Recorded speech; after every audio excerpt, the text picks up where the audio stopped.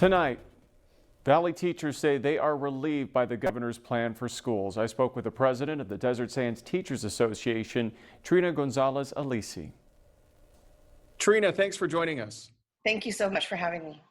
Your reaction to the governor's plan to reopen schools? I think in one word, it would be relieved. I, along with many others, have spent countless hours in meetings recently trying to make critical decisions for what our schools are going to look like when we start in August. And he just made that decision for us. So that's great. Let's go over some of the requirements now that are new. Masks will be required for students in third grade and older. For students in second grade and younger, they'll be just strongly recommended.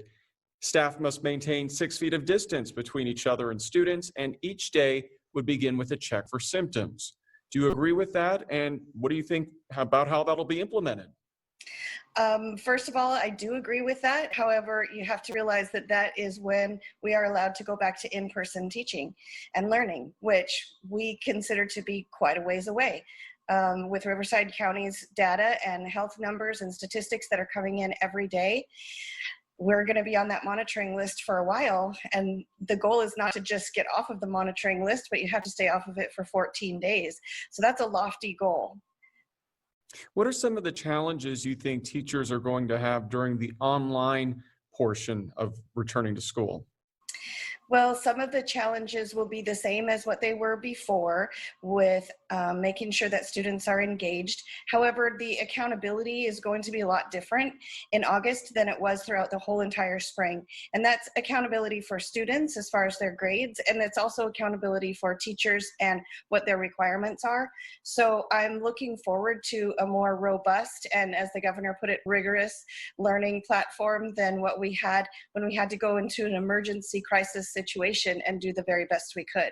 I know that there are a lot of teachers that are spending their summer learning virtual platforms, transitioning all of their lessons to a virtual type learning environment. They're spending incredibly large amounts of their own personal time when they're supposed to be on vacation, preparing for the fall, when in March we had 48 hours notice. We found out on a Friday afternoon that we weren't going back on Monday.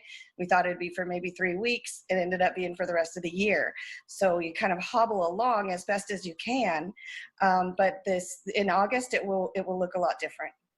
And are teachers going to be teaching in their classrooms, or are they going to be at home doing these online courses? That has not been decided yet. We're in talks with the district to see what would be best for our teachers to be able to deliver their lessons so that their students can be as engaged as possible. And that's what both parties want. What is the biggest concern right now for teachers going into this new semester? Well, as everybody starts off by saying, including the governor, everybody wants to be back to in-person learning. The teachers are as brokenhearted as the students that we're not going to be able to go back to in-person learning. However, we have to take those health and safety precautions into consideration. I think the teacher's biggest concern is it's very different starting off a school year than it was ending a school year.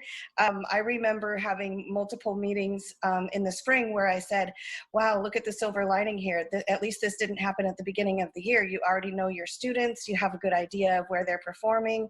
Now we have TK and kindergarten students, first grade students that are starting off with a new teacher that they've never met before, that they're only going to see on a video screen.